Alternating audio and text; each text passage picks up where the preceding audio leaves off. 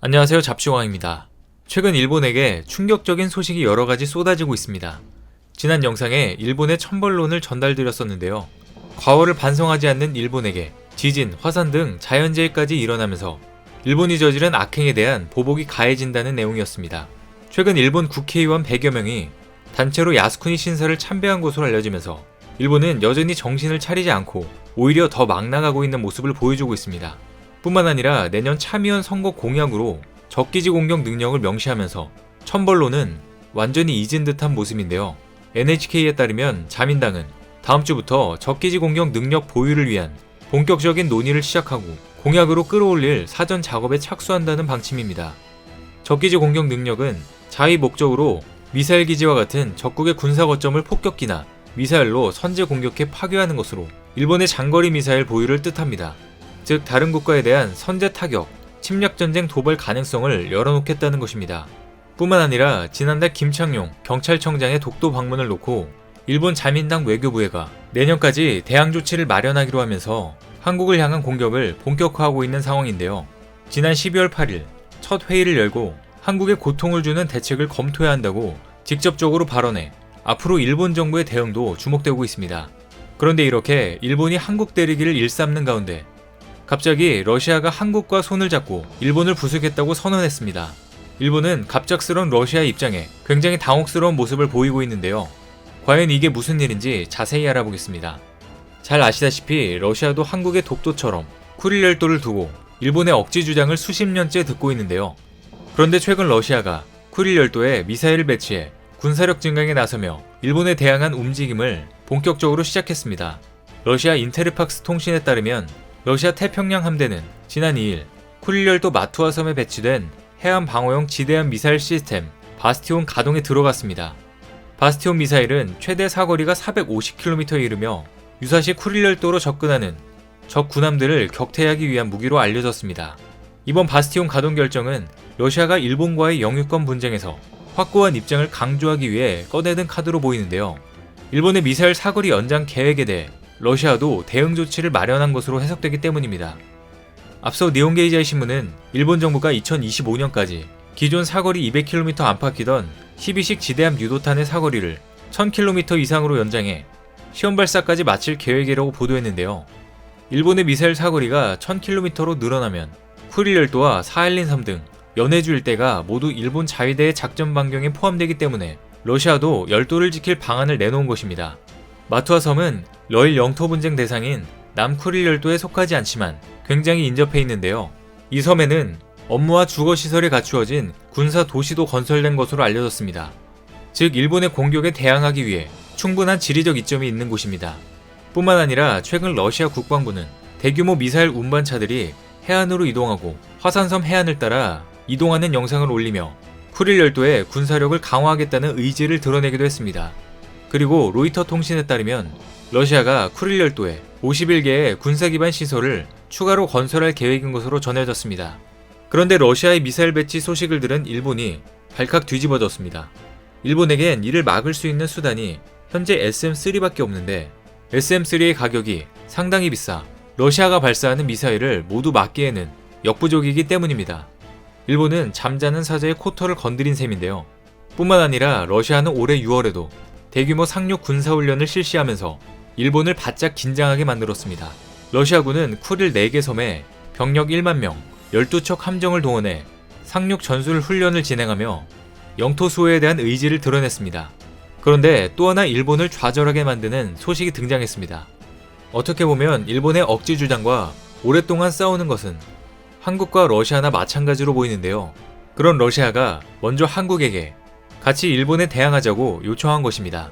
사할린주 쿠릴 열도 개발에 참여해달라고 요청하면서 세금 면제 혜택 등 파격적인 인센티브를 제공하겠다고 한 겁니다. 러시아 타스 통신에 따르면 지난달 방한한 러시아 극동 북극 개발부 장관이 박경 산업부 차관을 만나 쿠릴 열도에 특혜 체제를 제안한 것으로 알려졌습니다. 러시아의 체쿤코프 장관은 푸틴 대통령을 대신해 쿠릴 열도 사업 투자자에게 특혜를 제공하기로 했다며 이익, 재산, 토지, 교통에 대한 세금 면제를 위한 특별 세제 혜택을 구상하고 있다고 어필했습니다. 또 러시아와 한국 간 성공적인 무역 경제협력 경험을 언급하며 추가 협력을 재현할 수 있다고 강조했는데요. 그러면서 한국과 러시아에 조선 부분 협력 사례를 들어 쿠릴열도 개발에 참여해달라고 요청한 것입니다. 실제로 삼성중공업은 러시아 지베지다 조선과 합작사를 설립해 셔틀 유조선 건조와 아크틱 LNG2 프로젝트를 진행 중으로, 이외에도 한국은 극동에서 시행되는 다양한 사업에 참여하고 있습니다. 러시아가 한국에 특별 혜택을 제안한 건 쿠릴열도 프로젝트 참여를 독려하기 위한 것으로, 동시에 양국이 힘을 합해 일본에 맞서자는 일종의 제안으로 보입니다. 실제로 러시아는 일본과 영토 분쟁에도 불구하고 쿠릴열도 개발을 강화하고 있는데요. 즉 쿠릴열도 개발에 한국을 참여시키며 일본을 꼼짝 못하게 만든다는 계획입니다. 그리고 예전에도 한국과 러시아가 손잡고 일본을 열받게 한 적이 있었는데요. 과거 독도 특위 의원들이 러시아 비자를 받고 쿠릴열도를 방문해 러시아의 영유권을 인정하는 시그널을 보낸 적이 있었습니다. 당시 독도 특위 의원들이 쿠릴열도에 속하는 쿠나시르 섬에 머문 체류 시간은 1시간도 채 안 됐지만 그 상징성은 남달랐고 엄청난 파급 효과를 불러일으켰습니다. 먼저 쿠릴을 방문하기 위해 열도를 시료 지배 중인 러시아의 비자를 받는 것은 당연한 일이었는데요. 러시아 당국의 승인 아래 이루어진 쿠릴 방문은 열도에 대한 러시아의 영유권을 인정하는 행위로 해석되기에 충분했습니다. 그리고 그 당시 일본은 독도 특유의 쿠릴 방문에 대해 러시아 편을 들고 영유권을 인정하는 것이라며 노발대발했었습니다. 일본과 독도를 두고 영토 분쟁을 겪고 있는 한국으로선 일본이 영유권 다툼을 벌이고 있는 쿠릴 열도를 현지 조사할 이유가 충분히 있어 보입니다. 일본 정부는 독도가 자기네 땅이라고 주장하며 그동안 얼마나 우리나라 국민을 자극했는지 곰곰이 생각해봐야 할 필요성이 있습니다. 그런데 결국 일본이 쿠릴 열도를 놓고 하는 주장들을 보면 독도가 한국 땅이라는 증거로 해석되는데요. 실제 쿠릴 열도 문제는 일본의 독도 문제로 불리며 일본에서는 논란이 심한 영토 문제 중 하나로 꼽힙니다. 그리고 독도와 마찬가지로 시류 지배를 주장한 러시아와 역사적 근거를 주장하는 일본 사이에 충돌이 계속되고 있습니다. 쿠릴 열도 문제의 기원은 일본이 막 개항을 시작한 1855년부터 시작됐습니다. 당시 러일 화친 조약이 체결로 러시아와 정식 국교를 맺은 일본은 이때부터 러시아와 쿠릴 열도와 사할린 섬의 영유권을 놓고 국경 분쟁을 벌였습니다. 그러다 1875년 일본은 사할린의 영유권 주장을 포기하는 대신 쿠릴 열도의 영유권을 보장받는 사할린 치사마 교환 조약을 통해 쿠릴 열도를 확보합니다. 이후 1차 세계대전 말기 러시아가 공산혁명에 휩싸인 혼란기에 사할린 일부까지 점령하기도 했습니다. 그러나 2차 세계대전 말기인 1945년 소련이 일본과의 부전조약을 폐기하고 쿠릴 열도를 점거하면서 상황이 역전됐습니다. 러시아는 이때 양국의 전쟁으로 그 이전에 체결한 조약들은 자동 폐기됐음을 주장하며 쿠릴 열도의 시류 지배권을 계속 주장하고 있습니다. 일본은 근대 이전 쿠릴 열도 지역의 역사적, 인종적 관련성, 고지도를 근거로 들면서 쿠릴 열도의 반환을 주장 중이지만 러시아는 일본의 주장을 완전히 무시하고 있습니다. 이후 70년 넘게 계속 논쟁이 되풀이되고 있는데 이 상황은 어디서 많이 본 논쟁과 흡사한 바로 한국과 일본 사이의 독도 문제와 판박이로 닮아 있습니다. 그리고 러시아가 쿠릴 열도 일대 무인도에 자국식 명칭을 부여했다는 소식에 일본이 공식적으로 항의하고 있지만 러시아는 거의 무반응으로 일관하고 있습니다. 우리에겐 아주 익숙한 상황으로 이 역시 어디서 많이 본 모습과 흡사합니다. 독도와 쿠릴 열도를 대하는 일본의 논리는 전혀 맞지 않으면서 억지를 부리며 각국에 시비를 걸고 있는 일본의 적나라한 모습이 드러나고 있는데요. 반면 한국은 현재 독도를 시류 지배하고 있을 뿐만 아니라 역사적으로도 독도가 한국의 영토라는 증거들이 많이 있습니다.